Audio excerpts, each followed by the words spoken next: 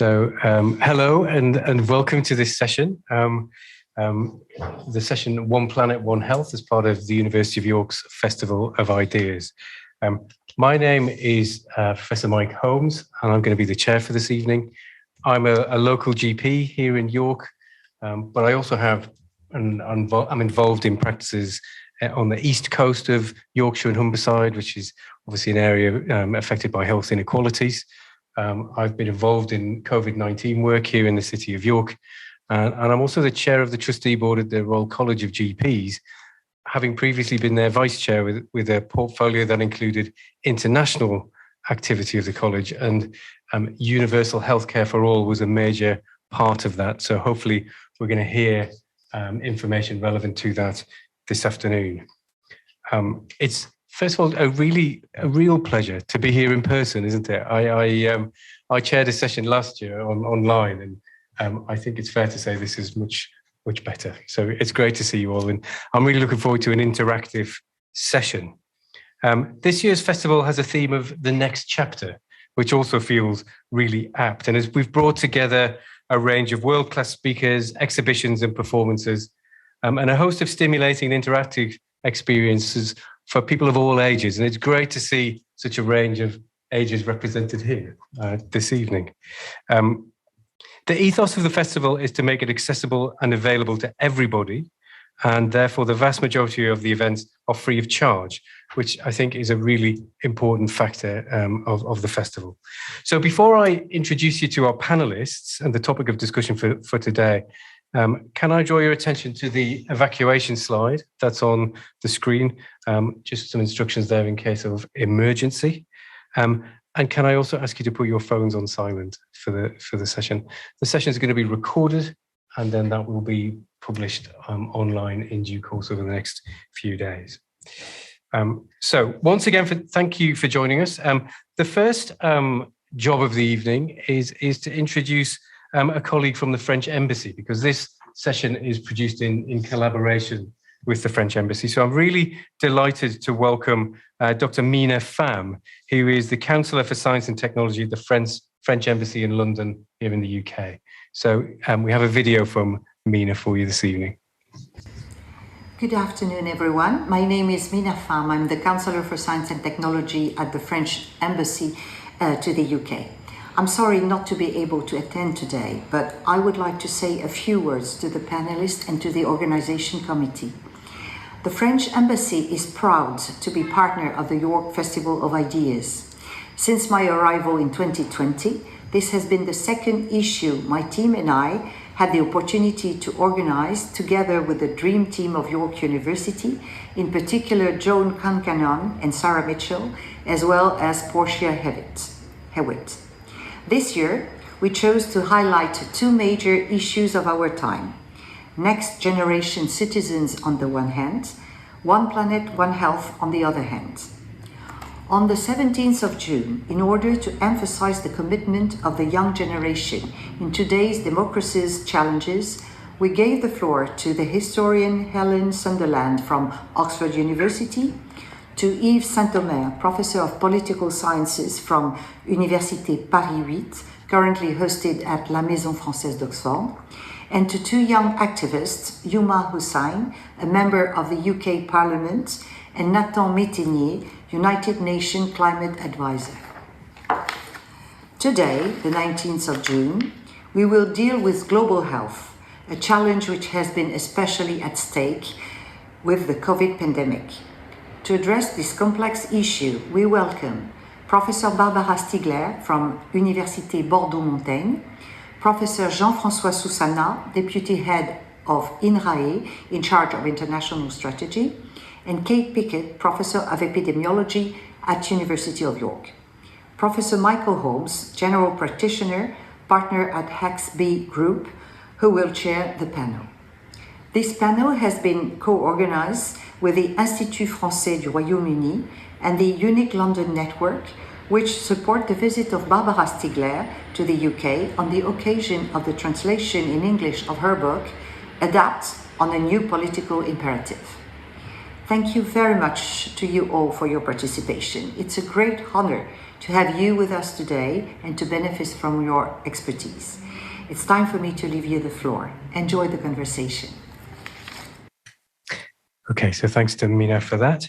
So today, what we're going to do is explore some of the challenges and opportunities associated with a multidisciplinary approach to global healthcare and innovation. I think we can see that the recent pandemic has brought the connection between animal health and their associated habitats and human health into sharp focus. But a concept that recognizes the health of people is closely related to animals and our shared environment is not new. That's been around for decades. And in this session, we're going to ask how the UK and France can make a meaningful and lasting contribution to this concept. What are the challenges and opportunities, and what are the economic and social factors in all of this? So to explore this, I'm delighted to introduce our panelists, and I'm going to introduce them one by one. And after I've introduced them, they'll immediately give their talk. We're going to have time for about 10 minutes of presentation from each of our panelists. And then hopefully we'll invite some reflections from yourselves, comments, questions, really try and have a conversation about the concepts that we're going to hear this afternoon and make it as interactive as possible.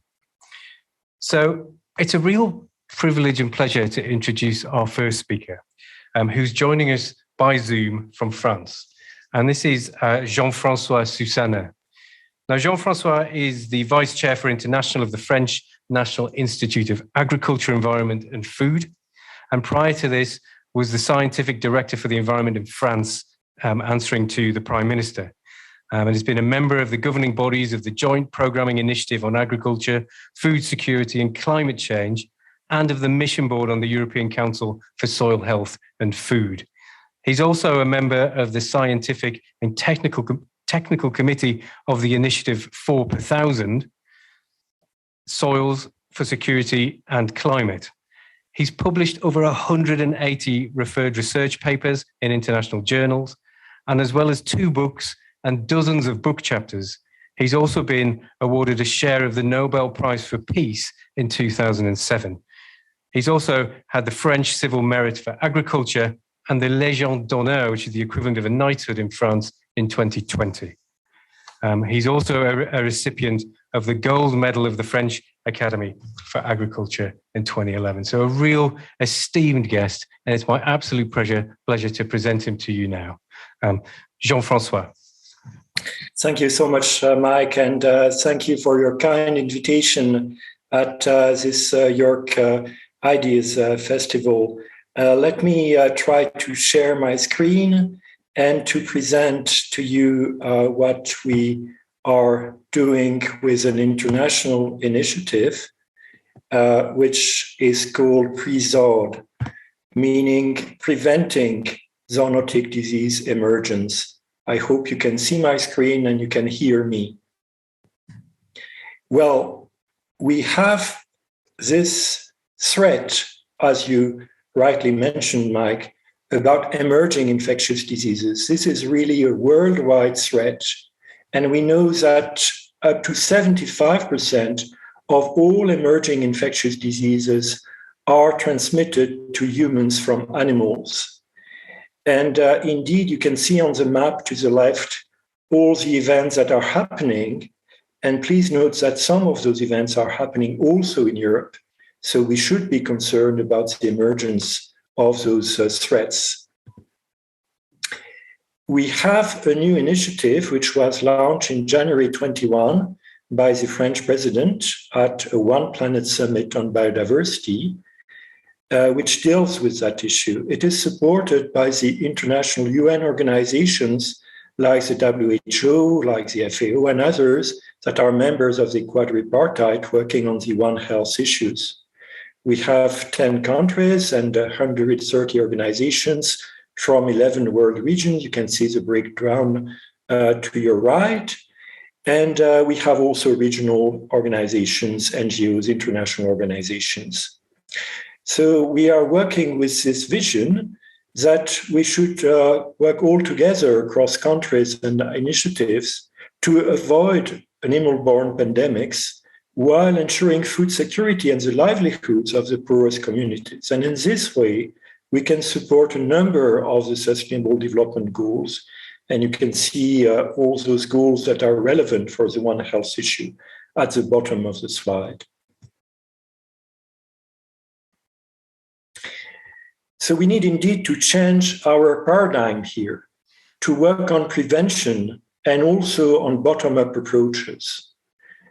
With the pandemics, the COVID-19 pandemics, most work has been done on how to respond to that threat, which was already with interhuman transmission, which had already global diffusion leading to this pandemic.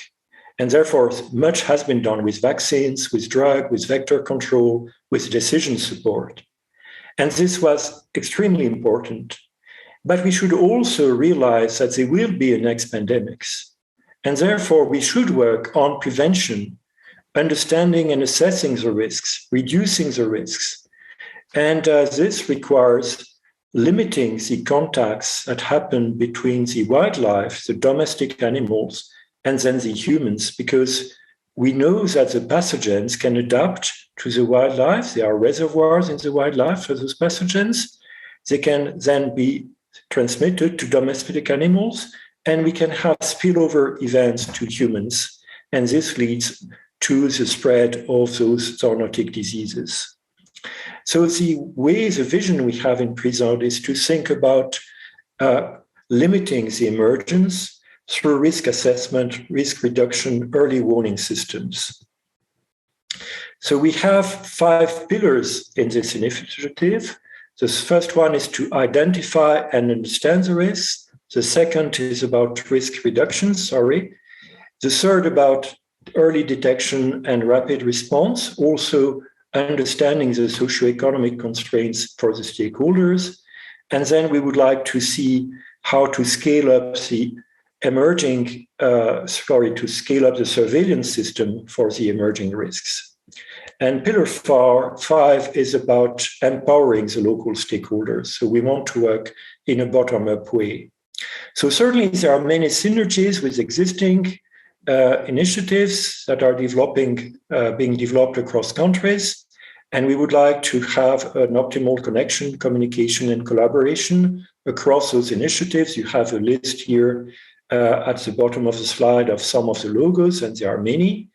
But none is actually with such a broad vision as PRESOD is trying to have. So we think we can work together in the PRESOD framework. So indeed, we've been active this year. We have been organizing approximately 30 online meetings with about 1,500 contributors from 120 plus countries. You see the list of countries on the map. And this is really at the heart of the co-design process we are having for PRESOD. And I'd like to explain briefly what are the targets we see for all regions from the co-construction workshops we had. So we want to build up a sustainable zoonotic risk prevention framework to empower the local communities, the national stakeholders. We need also to build up resilient social ecosystems that will reduce pressures on biodiversity and environmental health, therefore limiting the spread of the zoonotic risks. And obviously, this needs to be done with ethical practices, also considering inequities and development issues. And to achieve those objectives, we need to improve the early detection and surveillance networks to strengthen collaboration and trust, ensure policy engagement for the One Health policy. And this requires a science policy interface, obviously.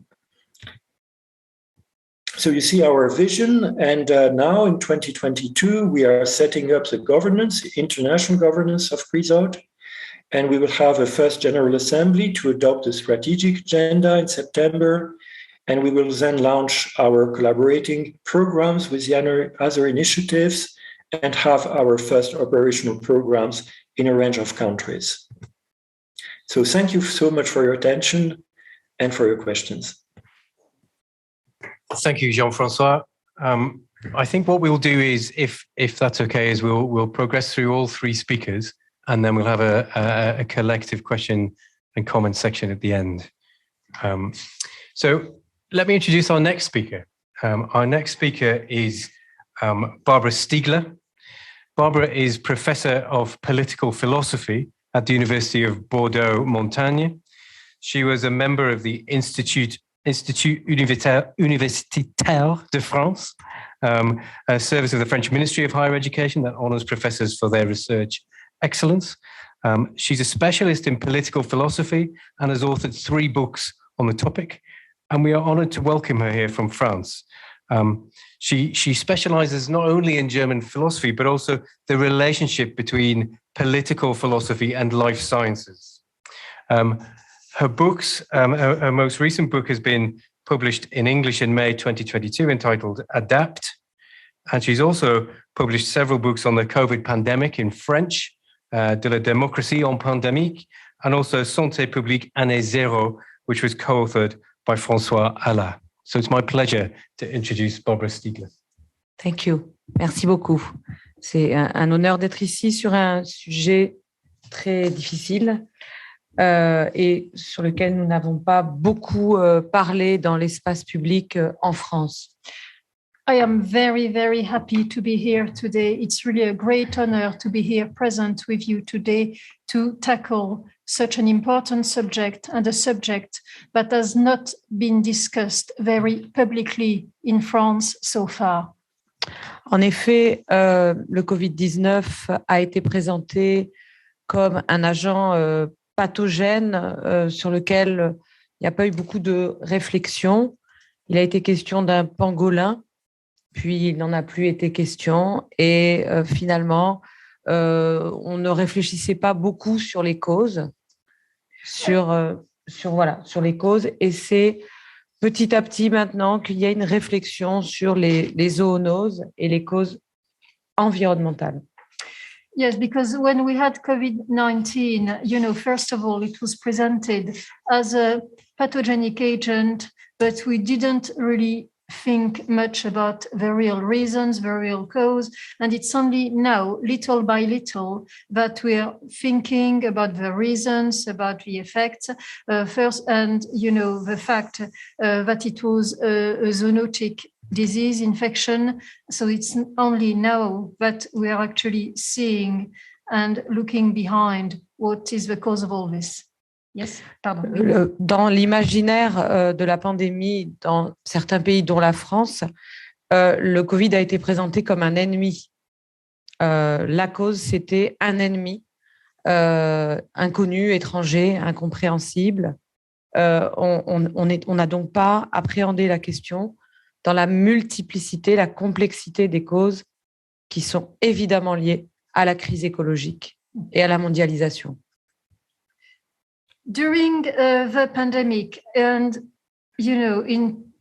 of course, imagination was running wild, and it was decided that, of course, COVID was due to an enemy, and an enemy from abroad, an enemy, invisible enemy or imaginary enemy. And we didn't really think about the real cause, and we didn't really think about how complex it was, about the complexity of this pandemic. Nous n'avons donc pas pensé à la complexité de la cause de cette pandémie. Des causes, la multiplicité des causes. Yes, the many different reasons why the pandemic was there. Et c'est donc la crise écologique, la mondialisation. And of course, this is all very due to mondialization and also the crisis we are facing with ecology crisis.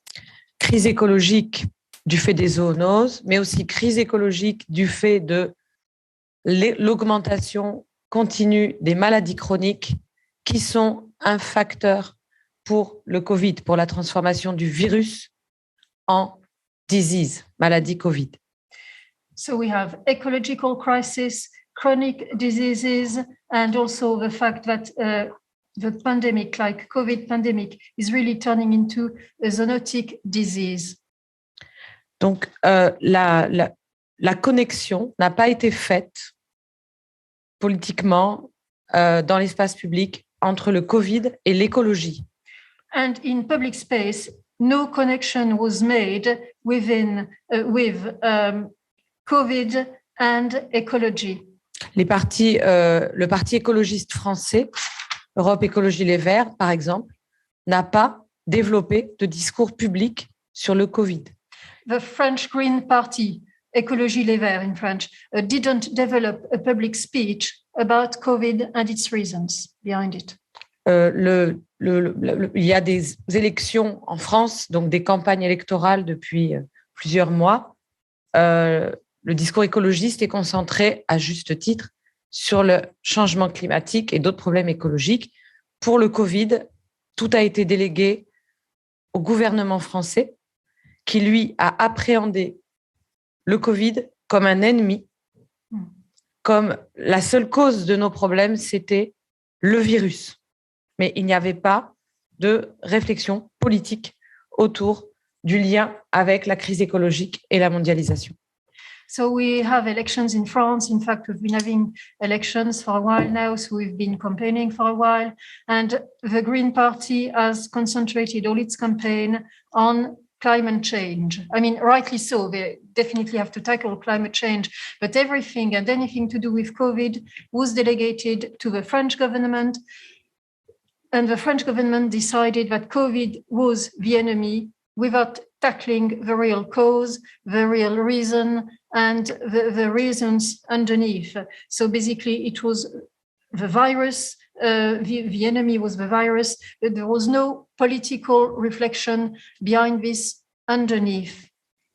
Je pense que maintenant, il est temps de réinscrire, et c'est ce que nous faisons ici, la question du Covid dans la crise écologique, dans la crise du monde mondialisé. And now it's really time, to put COVID back as the ecological crisis, as part of the mondialization that we are all facing now. La difficulté est que la pensée politique dominante depuis plusieurs décennies, un demi-siècle, c'est un nouveau libéralisme qui s'est installé un peu partout dans nos pays et qui a prôné la mondialisation comme le sens de l'histoire, comme l'unique possibilité de développer nos sociétés. And the problem we have now as well is that for the past 50 years, what we've been seeing in all our societies is a new liberalism. And of course, this new liberalism is leading to standardization. And the idea behind this is, this is the sense of history. This is what we have. La mondialisation, globalization. Donc, nous sommes face à beaucoup de gouvernements qui appartiennent à cette pensée néolibérale, à ce nouveau libéralisme, qui prône la mondialisation sans limite et qui doivent en même temps assumer les conséquences écologiques catastrophiques de leur propre politique. And, so basically we're in the hands of lots and lots of governments who are all claiming that globalization is the only way forward, and globalization and liberalism without limits. And of course, now they are being faced with the consequences of their political philosophy, and they have to deal with it. Face aux nouveaux libéraux, beaucoup de gens croient, à tort, que la crise écologique va résoudre le problème et le néolibéralisme va s'effondrer. Je donnerai 2 exemples. And faced with those new liberals, a lot of people think, and they think wrongly, that the ecological crisis will deal with the problem and will erase liberalism. But this is wrong. And I'm going to give you here 2 examples. Le premier exemple, c'est le dérèglement climatique. Le travail du GIEC est maintenant connu depuis très longtemps. Pour autant, les néolibéraux restent au pouvoir et entendent lutter ou prétendent lutter contre le dérèglement climatique. Le deuxième exemple, c'est le Covid, et je développerai après. Okay, so the first example is, of course, climate change and all the disruption linked to climate change. And those neoliberals are pretending that they're fighting and that they're going to tackle this climate crisis. And of course, this is wrong. The other is COVID, and I'm going to develop now. En France, quand le Covid est arrivé, beaucoup d'acteurs ont pris la parole dans des tribunes pour dire que grâce à l'arrivée du Covid, nous allions connaître le monde d'après.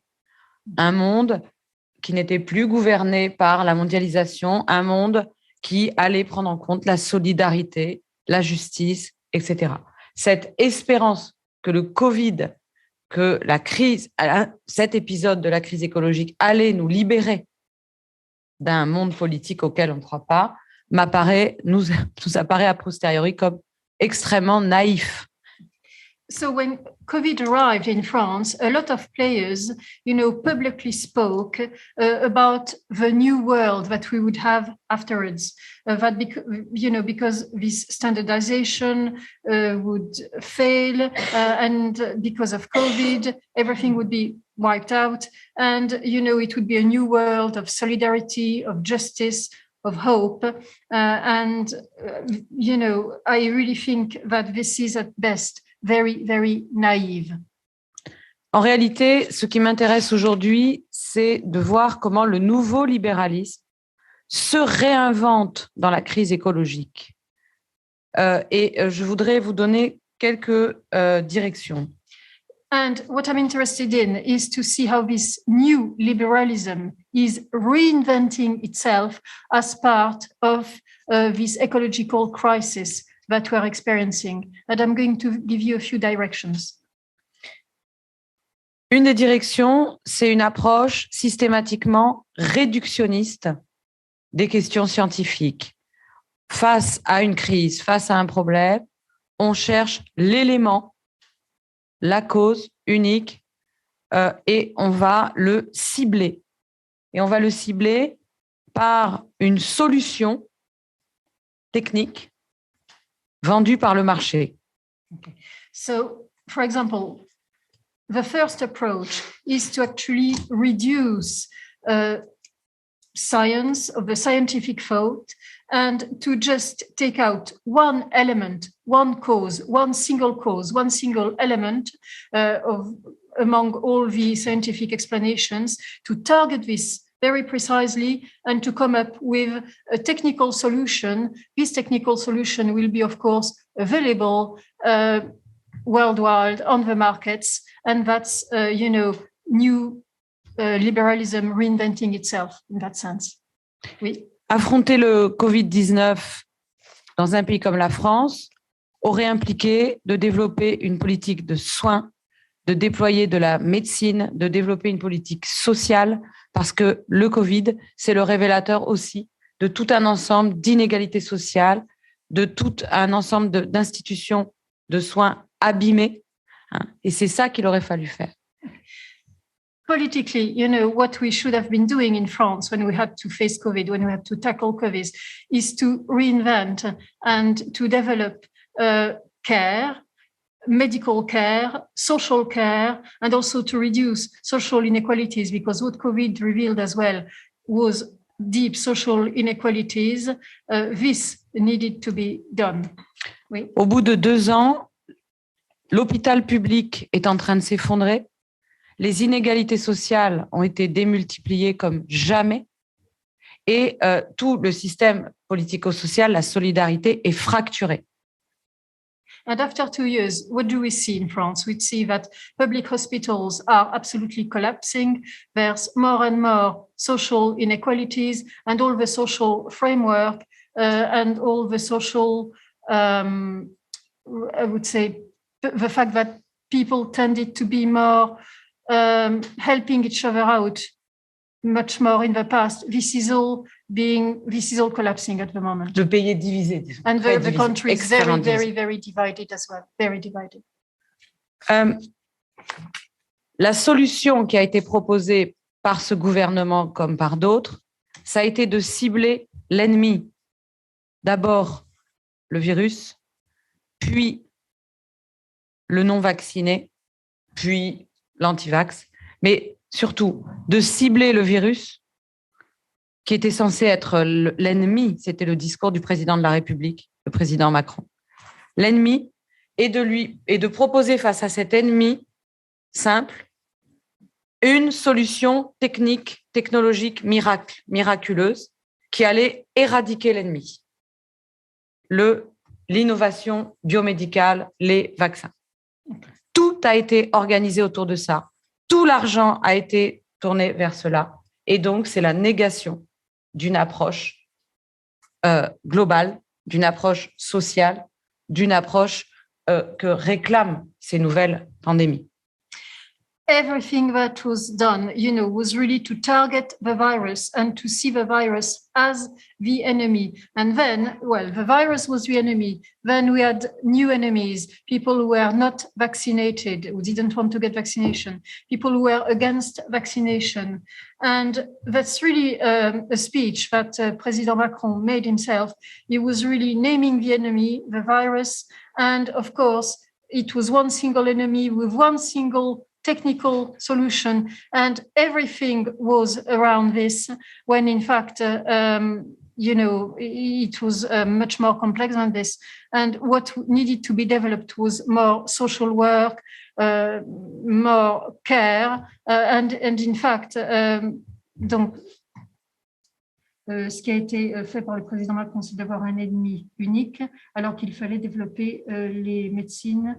Tout un ensemble politique, social, global, et non pas cibler un agent pathogène présenté en ennemi avec une pilule chimique, un produit vaccinal. Okay. Voilà. And what had to be done really is to really improve social care, generally speaking. And in fact, what do? In fact, we target, a pathogenic agent. And of course, the solution, the only perfect solution, the single solution is vaccination. This was what was presented when in fact, social care would have been, there was much more at stake there.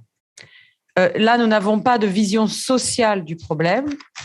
Et d'un point de vue biologique, nous avons une vision réductionniste des problèmes. So there is no social vision of the problem. And in fact, our vision is really being reduced. Alors, la question maintenant est de savoir que faire face à cette gestion que j'estime, pour ma part, avec les gens avec lesquels nous avons écrit ces ouvrages, nous sommes extrêmement critiques, mais nous proposons autre chose. Nous proposons de nous appuyer sur la tradition d'une santé publique émancipatrice, progressiste. Nous nous en référons à la charte d'Ottawa, au respect de l'autonomie des populations, à la prise en compte des déterminants sociaux et environnementaux en santé, tout ce qui a été oublié pendant 2 ans à l'occasion de cette crise. And what to do? I mean, of course, myself and the people who have been working with me and writing those books, we are very, very critical of the way everything has been managed, of the way the pandemic has been managed. And what we really want is, a strong, healthy public health, and to go back to this tradition of public health and to stick to the Ottawa Charter, which is to empower local populations, to empower the environment, and to empower all the social links. This is what we want to see. Et les déterminants sociaux and also, et environnementaux. To try as well to tackle the social inequalities and all the environmental inequalities. Alors, le risque dans cette autre santé publique héritée de Ottawa, c'est de ne s'occuper que du plan mondial et du plan local, les populations, les communities en anglais, et d'oublier le plan national, c'est-à-dire celui où aujourd'hui se décide la politique. And of course, the risk that we're running with this approach of public health, if we stick to the Ottawa Charter, is to only focus on the global plan and the local plan, the populations, or as you say in English, communities, and to forget about any national framework, any national policies. Il existe encore aujourd'hui des États-nations, avec des peuples qui sont censés être souverains, qui sont censés décider souverainement de leur avenir à travers notamment des élections. Et que se passe-t-il? Ce plan-là, malheureusement, est beaucoup trop déserté et beaucoup trop oublié. On a l'impression que ces questions ne peuvent pas se régler au plan national. Et je pense que c'est une erreur. Je pense qu'il est fondamental de comprendre que le plan national, le plan de la souveraineté populaire, c'est aussi une échelle fondamentale pour s'autodéterminer face aux questions de Covid, face aux questions de pandémie, face aux questions de dérèglement climatique. And of course, we have states, sovereign states, and they need to be able to decide for themselves. They have elections, and I think this has been really forgotten, that people who are part of sovereign states can decide for themselves. And, we need to tackle and we need to be able to manage this nationally, to have a national plan. And the sovereignty needs to go back to the people regarding pandemics, regarding also climate change, or regarding ecological crisis, regarding all this. Merci beaucoup. Thank you very much.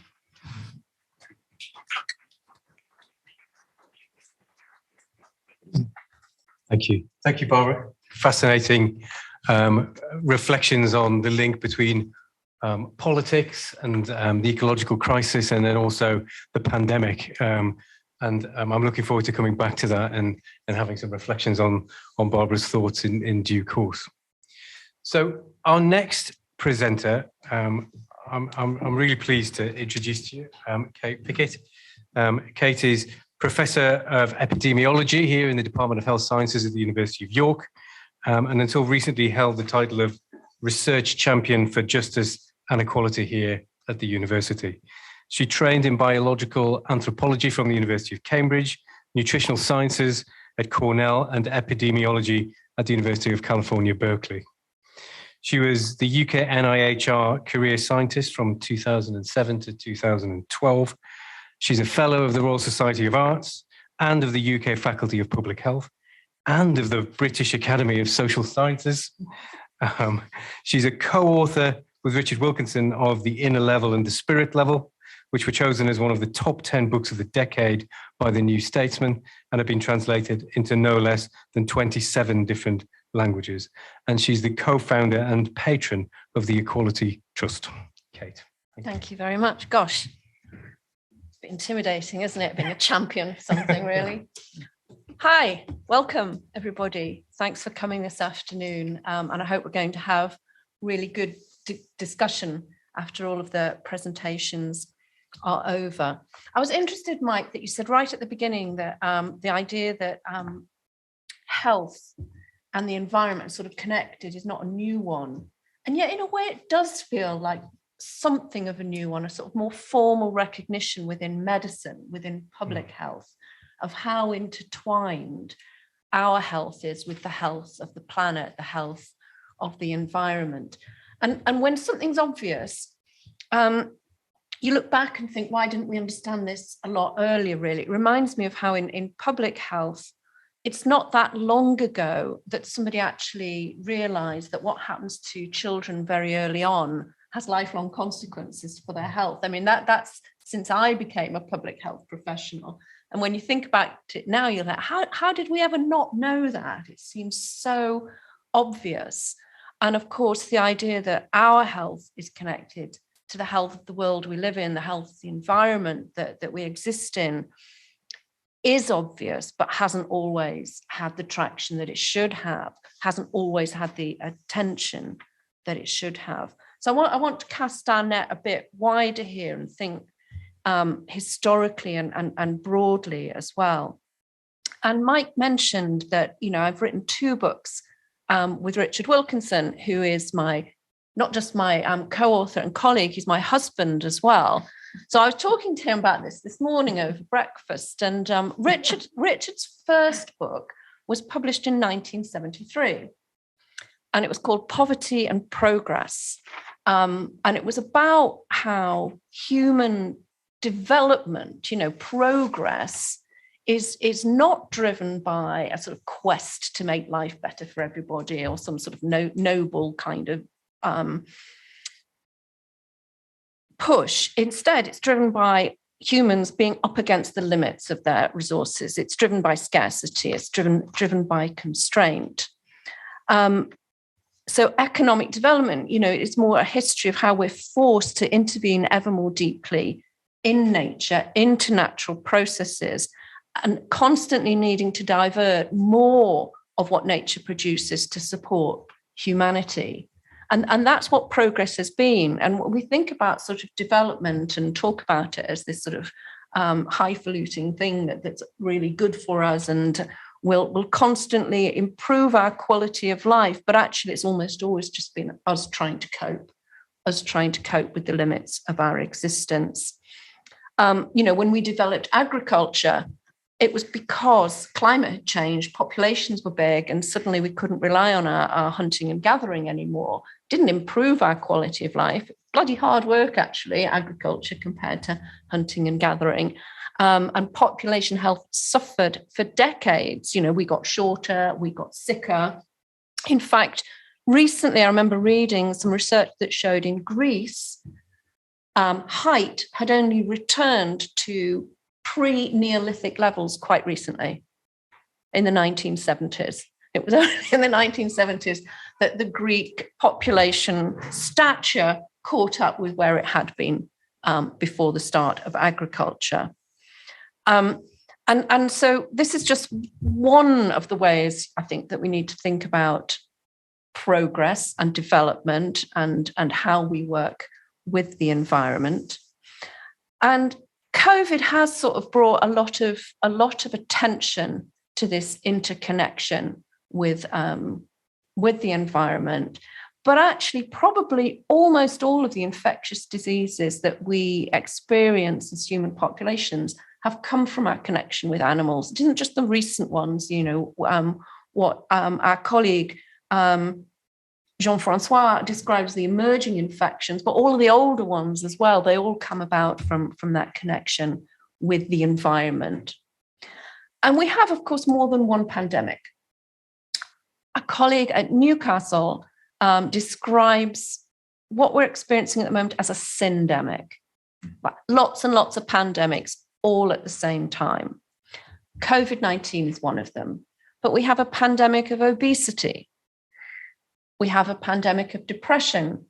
We have a pandemic of pollution-related diseases. And there's something that connects all of those, and that is their connection with our connection with nature and the environment. So we have COVID because we have an emerging infection. It looks most likely that it came from human interaction with an animal population.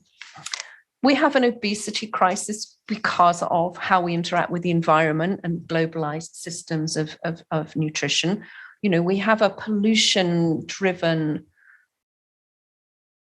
epidemic of mortality and morbidity that comes about from our globalized system of extracting fossil fuels, burning them, damaging the air in that way. So depression, I do want to add to that because I think our modern technological life is behind our epidemic of depression. So it's all connected. We need better frameworks, I suppose, for thinking about public health. Now, as long as I've been in public health, we've had one major framework for thinking about the wider determinants of health. It's often called the rainbow model. You'll know the rainbow model, Mike. It's more formally known as the Dahlgren and Whitehead model. And it shows, it's a big rainbow with all of these little arcs around it, and it's got little people at the middle of it, and the people have sex, age, gender characteristics which shape their health, and then around them are their family and how their family are doing and how they interact with their family, and that's shaping their health. And then their family is embedded in a neighborhood, and then you've got a sort of wider society, and that is a ubiquitous model of the social determinants of health. It's everywhere. You can't really write a paper about public health without quoting that model and thinking about that framework. But the natural environment is nowhere in it, really. And so I think we do need more advanced models, more complex, holistic models of health, of public health, of the determinants of health, because our models do shape the way we think about things. They're not just models, they do influence how we think. And I'm starting to use a lot now the donut model in my thinking about public health. Now, some of you are nodding because you've heard about the donut model.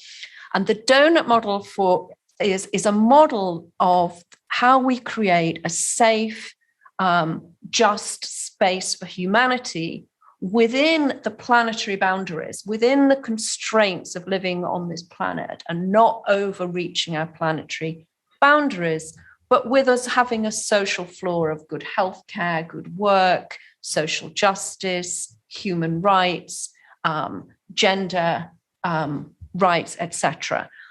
And that donut, so the planetary boundaries on the outside and the social floor on the inside, creating that safe space, I think is a good model because it makes us think about everything at once. And it doesn't put humans at the center like the rainbow model used to do. It's actually, I think thinking about a circle is quite a good thing to be thinking about.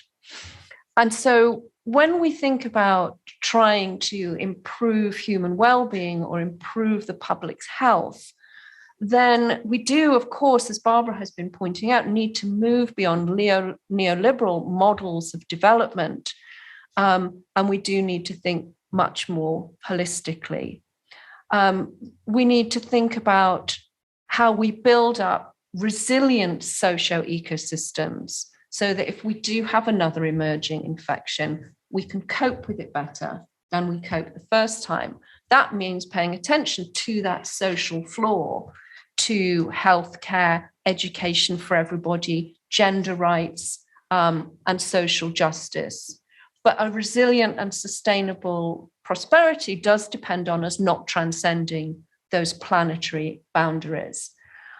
You know, often we get emerging infections when poor people are forced to interact with the animal and natural world in ways that are sort of at the margins of society. If we don't want that to happen so much, then we need to solve global poverty and inequality.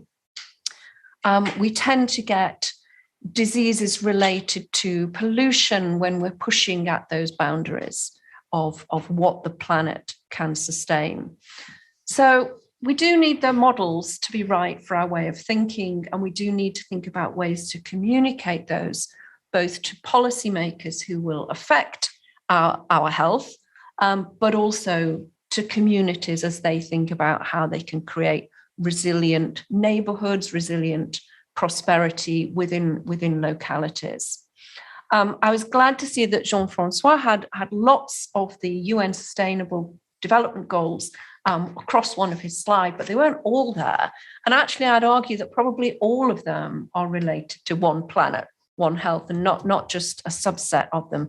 And he was missing my favorite, which is goal 10, reducing inequalities, because I do think that is central to us helping to protect the health of the people and the health of the planet. I think I'll stop there, Mike, because no, I won't. I'll say one more thing. Because among the things that isn't listed on my biography is the fact that I'm a trustee for something called the Wellbeing Economy Alliance. That is a global network that is trying to push the idea that we need a transformation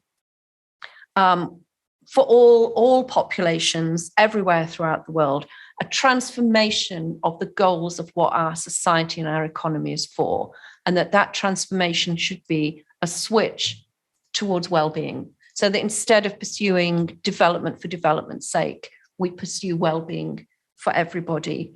And that means we need a well-being vision, framework, strategies at national and international level. And we need to think about progress, measuring our progress in terms of human health and well-being, and not in terms of economic growth. Thank you, Kate. Thank you, Barbara. Thank you, Jean-François. Fascinating talks, different perspectives, or certainly thoughts coming from different perspectives. So I'd like to open it up for discussion now, if I may. And like I said at the outset, not just questions, please offer reflections, comments, and maybe we can have a conversation about the issues and factors that we've heard about. So any questions at this stage? Okay, well, while you're thinking, why don't I offer one or two thoughts and reflections. I'd like to come to Jean-François first, if I can. And I was really interested in what you were saying around the sort of global initiatives to try and affect the way disease is transmitted from animals into humans, and global initiatives on the ecological crisis. But from my perspective, I'm sort of more about delivering things at a very local level. And I just wondered how we get to that. You talked about that in your talk, but how do we move from a sort of top-down geopolitical perspective to a bottom-up local perspective in tackling some of the issues you were talking about? Yes, thank you, Mike. I think that's really at the heart of this initiative. It's a way of thinking where we believe that the local stakeholders should be better informed, should be empowered for improving the way they will run the interface with with the wildlife and with the livestock, and in this way, how they could reduce the risks. But this is certainly not enough. Such an empowerment requires support, and requires support from major development banks, from the countries, from the regions, from the cities. And in this way, you can really create this paradigm shift that I was mentioning. In fact, it's a very optimistic initiative, because if you think about it, we need to be converging with the tackling of environmental crises like climate change, biodiversity erosion, and therefore it is really how to incorporate the One Health into the vision of the planetary health. I think it comes quite close to what was mentioned about a global alliance about well-being. It's really changing our behavior from development to well-being, and also to limit the risks of these next pandemics. Thank you, Jean-François. Can I ask, in the UK, there are local initiatives or national initiatives around net zero carbon net zero carbon emission in the NHS. And certainly for me, that seems to be linked around prescribing in general practice and energy use in terms of how people travel to and from hospitals and doctors. But we're not hearing much about what you were talking about, the effect of the ecological crisis on disease transmission. So do you think that the narrative needs to change, or that if we continue in the direction that we're going, one of the consequences of that will be an improvement in the sort of things that you're talking about? Yes, indeed, the narrative should change. And I think this was also well framed by the talk by Barbara. And we had, I think, some progress in the understanding during the COVID pandemic that it was connected with global biodiversity issues, but possibly this understanding was not yet enough.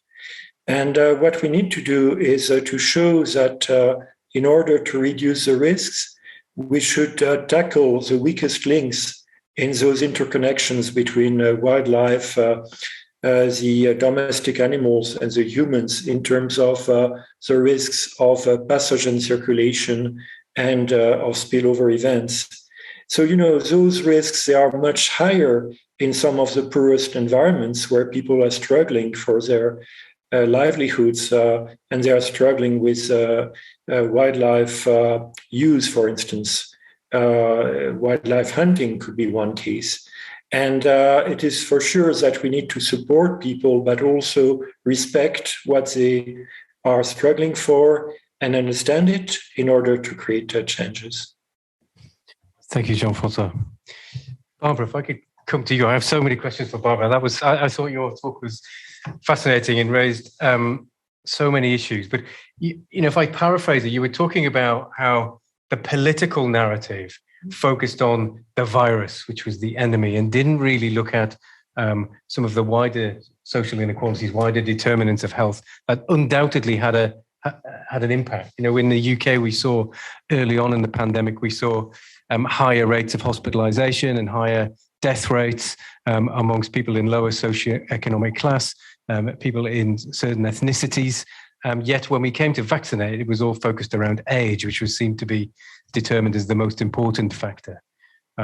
But one of the things we're seeing now, of course, is huge rise in demand in healthcare, in the need for healthcare, in waiting lists, and it's really quite difficult. And I think if we look at some of the other or some of the key commentators in this space, so I was fortunate enough to see a talk by Professor Sir Michael Marmot last week, who's Professor of Epidemiology at Imperial, I think. No, UCL. UCL. But he's a world expert in this field. And he was talking about the political situation in the UK. And he gave an example that the life expectancy in the UK has risen by 1 year every 4 years since the end of the First World War.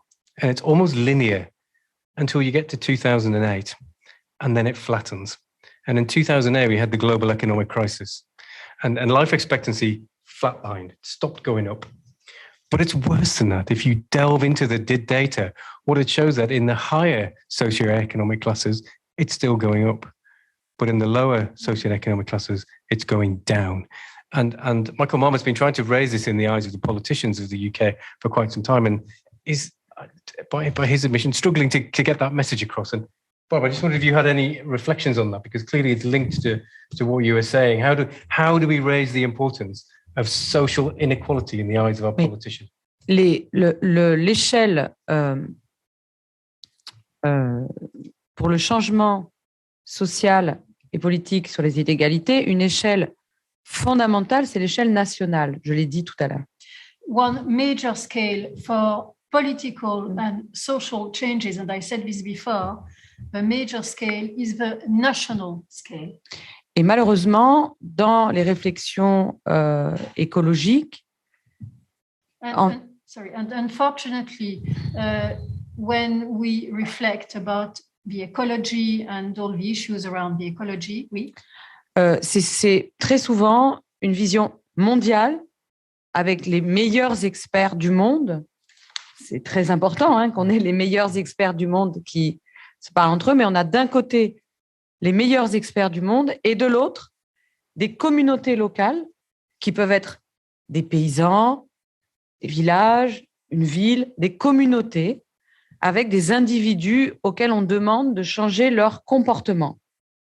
And, so when we reflect and think about this, we have the best world experts in the world. And, I'm not saying it's not important. It's important to have world experts on one side, and on the other side, to have local communities. So maybe farmers, villagers, people in towns, individuals, and we're asking them individually to change their behavior. Si on fait que ça, on laisse intact les élevages industriels animaux qui font le retour de ces pandémies. On laisse intact la nourriture industrielle qui fait les pandémies de diabète, de cancer, etc., qui démultiplient le Covid. On laisse intact les causes économiques, les causes sociales, Et malheureusement, c'est ce discours qui aujourd'hui est majoritaire dans le champ écologique. Si vous avez un autre discours, on vient vous reprocher de faire de la politique. And, what is the real pity there is that you leave intact, industrial breeding of animals, and that's one of the reasons why we have pandemics, industrial food that's causing cancer, diabetes, COVID, etc.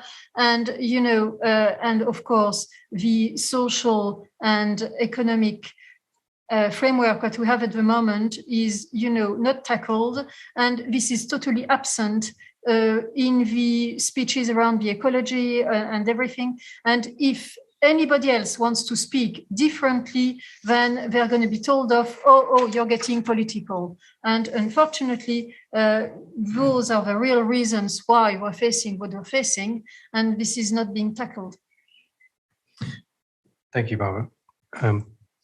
Yes, sir. Yeah, I've got a question for Jean-François. Can you hear me okay? Jean-François, can you hear the question? So if you say it, then I'll repeat it to you. Okay. So in developing countries where a lot of emerging diseases come because of tropical conditions and rapid cycling of growth of pathogens and so forth, right now the surveillance systems tend to be sentinel-based at best, which means they cover a tiny percentage of an animal population, for example. In order to try and spot emerging diseases, you've got to get far, far wider coverage of the. So sorry, maybe I'm talking too much here for a second. Is that a? No. So we need to get far wider coverage of the base of animals and disease potentially. I just wonder if this program is attempting to do that, if it's piloting, how it's thinking about going through that. And did you hear that question, Jean-François? Not well. If you could summarize or repeat, thank you. So I think the question is in tropical parts of the country where we're seeing the emergence of some of these pathogens that are moving from animals into humans, we're looking at such a small population of animals. And do we need to change how we do that to incorporate a wider population to really monitor how disease is transmitting? Yes, thank you. That's a very good question.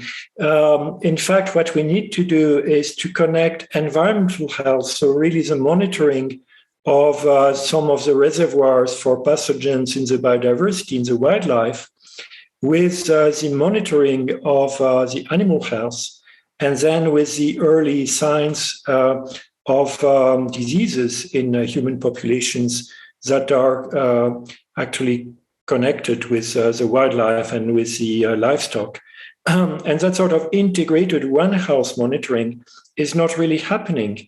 Even in Europe, we have some discussions about this, but we see that the communities involved in animal health and environmental health are not yet fully connected. And they are not also fully connected with human health. So if we want to improve our understanding and our surveillance system, we need to move to a much more systemic way of understanding the threats. And this includes, by the way, land use change, includes the farming systems. I agree with the comments made that some of the intensive livestock systems can come with large threats. For instance, if you launch a new intensive farm close to a forest where there is a lot of wildlife, it may be that this will create some transmission to the livestock and possibly could be a risk for the humans later. So I think this sort of systemic view is really what we would like to promote with Presort. Thank you. Any other questions? Yes. Oh, a comment. Excuse me. I was talking about the impact of the wildlife on human health, but what about the impact of our activities on wildlife health? I mean, we already know that our estuaries, rivers, and our oceans are full of petrochemical-based pharmaceuticals from diabetes medicines and all kinds of medicines that we prescribe on a large scale. I mean, what is going to be the impact on wildlife and the environment of these new vaccines that are being widely distributed. As far as I'm aware, mRNA technology is not even legal for use in human beings, but it's being widespread. For Jean-François, it's a question about, you talked about how animal diseases are being transmitted into humans, but the question really is about the opposite direction. What about human behavior impacting on the health of wildlife? For example, petrochemicals or pharmaceuticals, or even some of the modern mRNA viruses. Sorry, vaccines, mRNA vaccines, yeah. Yes. Yeah, thank you. Well, we well know the huge impacts our lifestyles have on the environment. And well, we have many studies in ecotoxicology documenting how pesticides and other chemicals can lead to threats to the wildlife, for the wildlife. I think we can also have some cases where human diseases can go back to animals, actually to domestic animals sometimes. So this here again is highly integrated, and sometimes we have evidence that the poor conditions for some wildlife species can in fact increase the risks for the diseases and therefore for transmission of diseases to humans. So here again, trying to get this sort of overall understanding is very important. Just like to say one word about how this is connected to biodiversity loss. When we get land use change, for instance, we have expansion of agriculture in tropical ecosystems, in tropical forests, we put a lot of pressure on biodiversity, and we get, in fact, higher risks that the pathogens are not having hosts from the wildlife reservoirs, but are now going to the hosts that are connected to humans, like the livestock.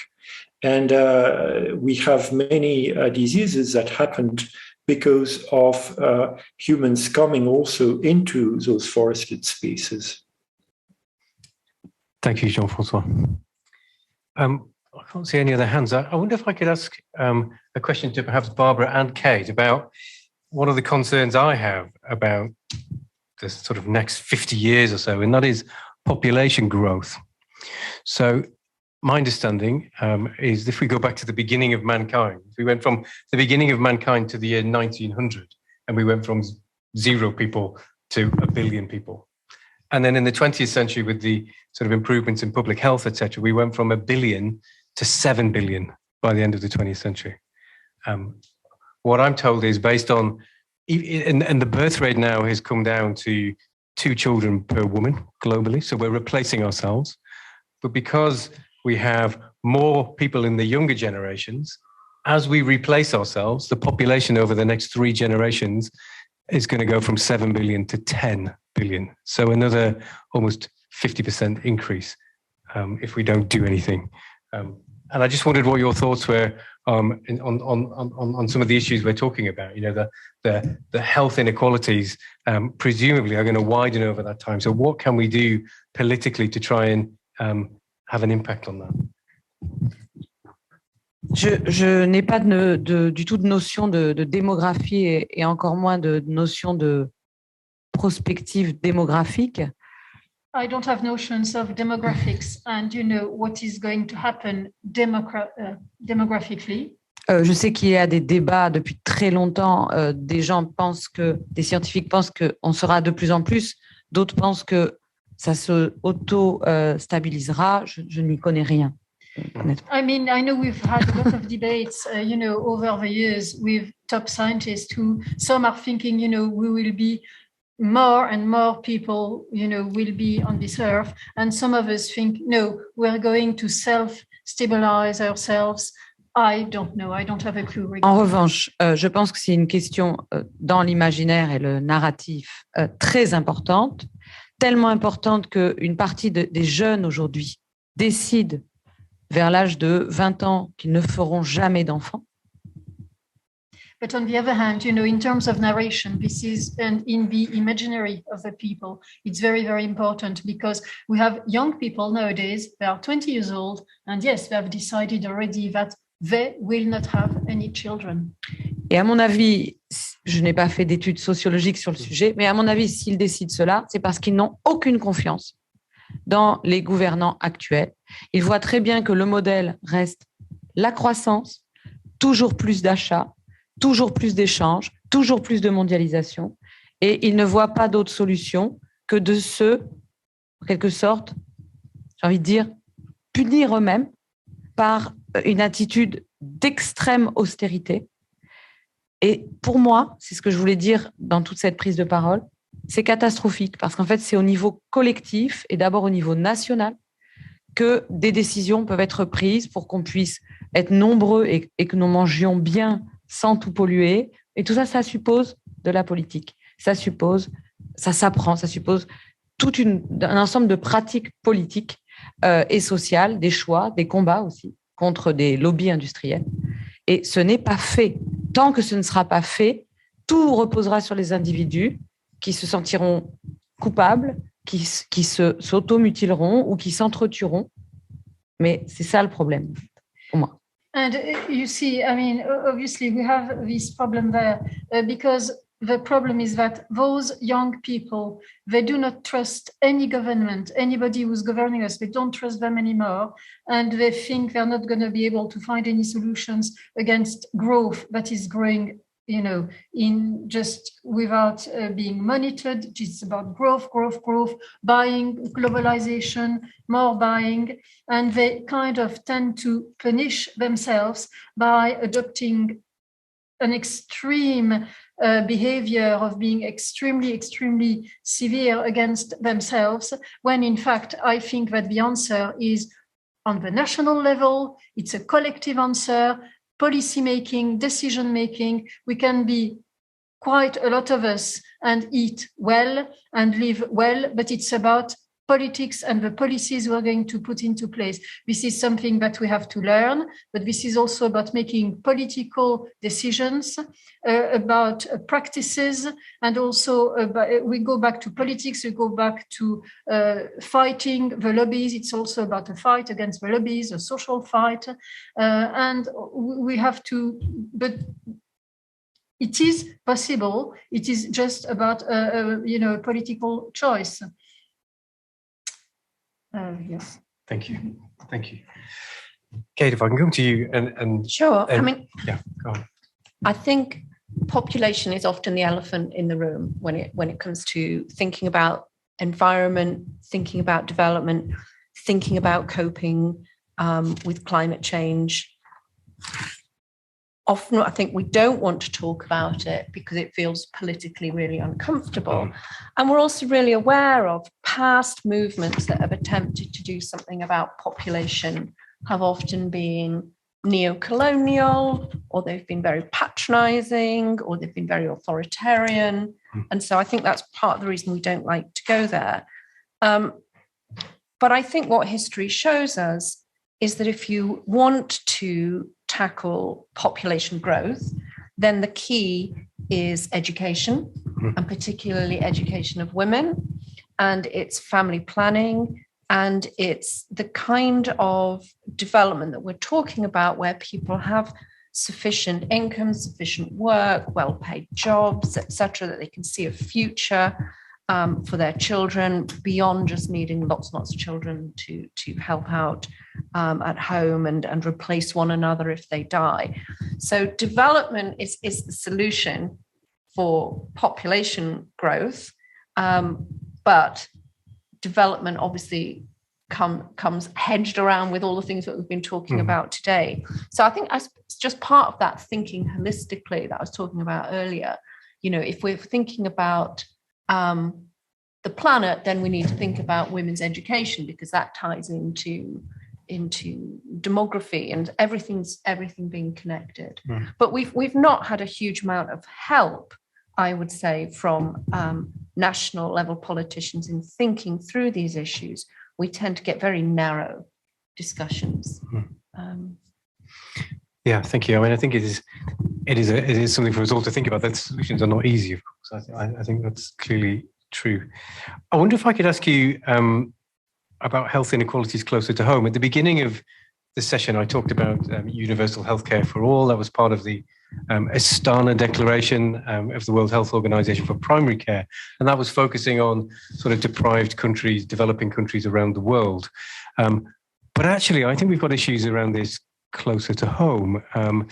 Without getting too political, I was in front of the Health Select Committee earlier this week, and we were talking about the sort of coastal deprivation in the UK and the inverse care law, something that Professor Chris Whitty was looking at during the pandemic.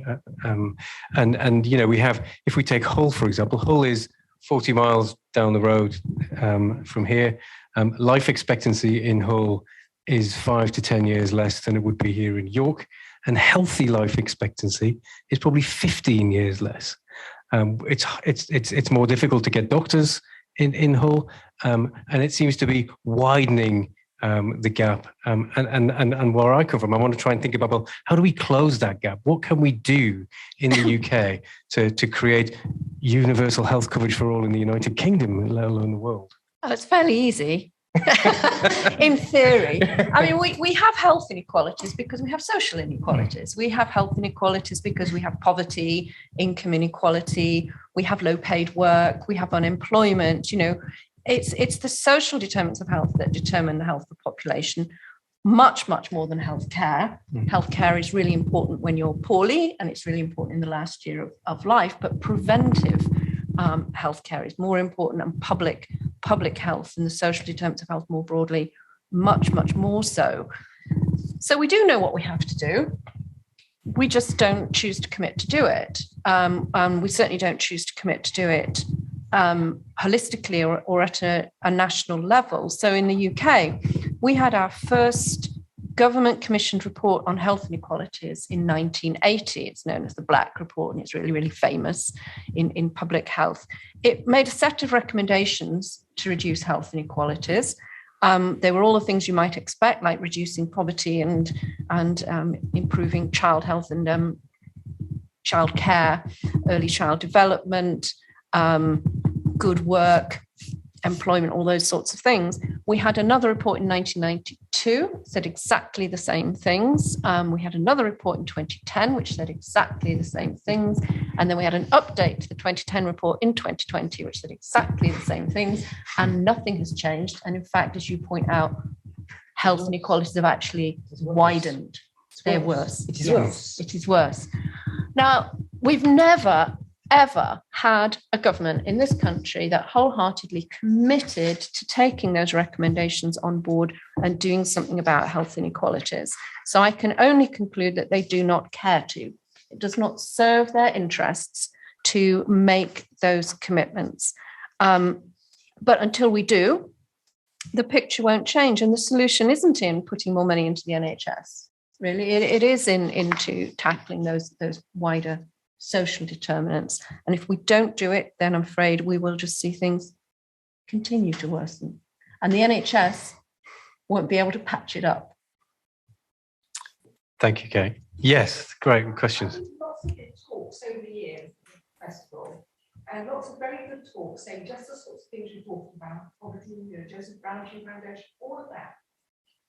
And one of my thoughts is nothing much changes, it's business as usual. I went to a talk by economists this week, Festival of Ideas, and there was business as usual. We mentioned climate change, and I feel disheartened that nothing changes. And when you talk about health issues, and which COVID again highlighted for people, for certain people and populations in poverty, health was worse, COVID was worse. I think it would benefit the NHS enormously if those issues were addressed.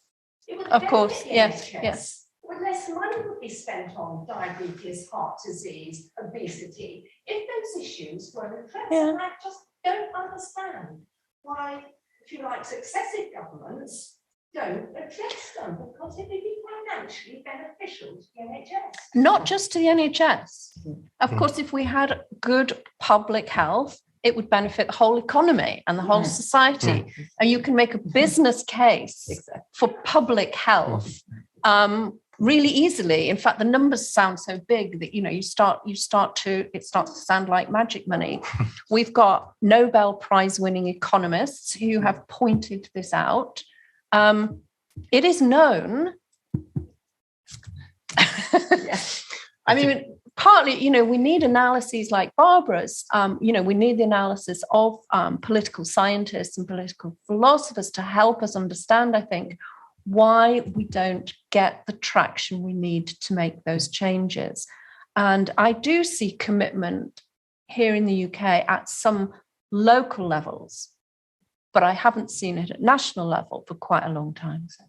It's very difficult. I think we share your frustration. Because well, there's only profit in sort of selling people drugs and keeping them sort of chronically ill. There's no actual profit in teaching people how to be well and stay well. It's not difficult. We went to talk last week on Wednesday about medical robotics and monitoring people's health conditions. And I just said my husband would be much more effective just to teach people how to be well, how to eat the right foods. It's not that we don't have enough food, it's just the food that we eat just does not contain any nutrition. It's gone through the processing and everything that's good in it's been taken out and then put in salt and sugar in the process to make it have some kind of taste. Thank you. I mean, I think there's a lot of truth in that. And I think the other thing that strikes me in what I do on a daily basis that prevention takes a long time to deliver results or measurable results. And because we're dictated to by political cycles that want to come into government and make an impact within 4 or 5 years, it's really difficult to have a prevention agenda with huge amounts of public money being invested in it that's going to deliver in that length of time. So that's a very cynical perspective, but I can't help thinking there's a lot of truth in that. Jean-François, I think I saw you indicating you might want to talk. You might want to talk. Was that right or I misinterpreted? No, okay. Sorry. We're nearly running out of time, but I just wanted to maybe just build on that and ask Kate's thoughts on another thorny issue that has come out of the pandemic that is now beginning to be the subject of a number of conversations I'm having. And that is, I referred to it earlier, that we have long waiting lists for healthcare.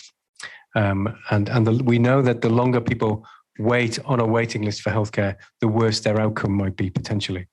So, and there are people on, and there are a spectrum of health inequalities on those waiting lists. And we know that the more health literate in society who shout more, who complain more, often get dealt with quicker. And I was just wondering Kate's thoughts on how we level up that inequity. Oh, the worried well. It's not just in the UK, of course. This is a phenomenon throughout the world that healthcare tends to be given preferentially to those who are more educated, better off, etc. And not just because they might live in closer proximity to healthcare or whatever, but they are able to advocate for themselves as well in accessing it. How do we cope with that? Again, it's partly through education, it's partly through evening out access. It's partly through, I suppose, encouraging people to look after themselves and take care of their own health. But I think it's a really tricky one to deal with, because if you're worried about your health, you're worried, you're anxious, whether you have any cause to be or not, and so wanting to access healthcare is probably just as important for those who are suffering from an anxiety problem as it is for those who potentially have something more serious wrong with them. I don't know. I suppose we do need a better distribution of healthcare in this country, so that people don't have to wait so long. I think that means we need to think about how we train healthcare professionals, how we locate healthcare systems, and I think that needs a lot of attention because we are in crisis in the NHS. Okay, we're running out of time, and I think that probably feels like. Oh yes, please do. J'ai entendu ce que vous disiez sur les politiques veulent aller vite. I heard what you said about the fact that, in politics, we want to go quick. Et je pense que la politique peut aller vite et bien. But I think that in politics, we can go quick and well. Par exemple, il y a une crise, une infection. On peut prendre des décisions spectaculaires pour mobiliser tous les hôpitaux, les cliniques, les médecins, déployer une intelligence collective, prendre des mesures exceptionnelles, faire comprendre au pays qu'il faut une redistribution sociale, faire accepter aux plus riches qui doivent payer. On peut faire des choses spectaculaires, rapides, ce n'est pas magique, ce sera difficile, mais on peut faire. Or, ce n'est pas ce qui est choisi. You see, for example, there is a crisis, an infection, and we can make and take spectacular decisions. We can gather all the hospitals, the clinics, the doctors, deploy collective intelligence, and take exceptional measures so as to redistribute health, so that the wealthy or the more wealthy understand that they have to pay more, that they have to share. It won't be easy, but it can be quick and it can be spectacular. But unfortunately, this is not the choice that is being made. Et la crise du Covid est exemplaire. Ce qui a été spectaculaire, c'est des milliards qui ont été dépensés pour une solution technologique, soi-disant miracle, pour un agent pathogène qui est soi-disant l'ennemi. And you see, for example, COVID is an absolute perfect example of this. Billions and billions have been spent on one single solution, which was, portrayed as a miracle, which was a technological solution to fight the enemy, one pathogen agent. Et on a complètement nié les dimensions sociales, les dimensions syndémiques, alors que le caractère syndémique dont vous avez parlé, c'est-à-dire les caractéristiques sociales et environnementales de cette épidémie, était connu. Richard Horton, dans The Lancet, qui est l'une des revues de médecine les plus prestigieuses, l'a dit dès le début de l'épidémie. Et de toute façon, c'est connu dans le milieu de la santé. On a laissé de côté tout le caractère syndémique pour diaboliser le SARS-CoV-2 et mettre en place une espèce de logique de guerre au service de l'industrie. And you see, the social dimension was very well known from the start. The social and environmental characteristics were very well known. They were actually mentioned in the Lancet. And the Lancet is quite something by Richard Horton. And in fact, we chose to totally ignore the social and environmental characteristics so as to have to target the evil that was there, this virus, and just forgetting everything else, which was in fact all the social and environmental characteristics. Thank you, Barbara. So I think I'm going to draw the session to a close. My final task is to thank our speakers. We've had a really interesting discussion, I think, going from ecological crises, climate change, through the political links, and also considered the wider impact on social and health inequalities. So thank you all for coming to the session. And I'd like to thank Jean-François Soussana, Barbara Stiegler, and Kate Pickett for their expertise. It's been fantastic. Thank you all and good evening. Thank you. Bye.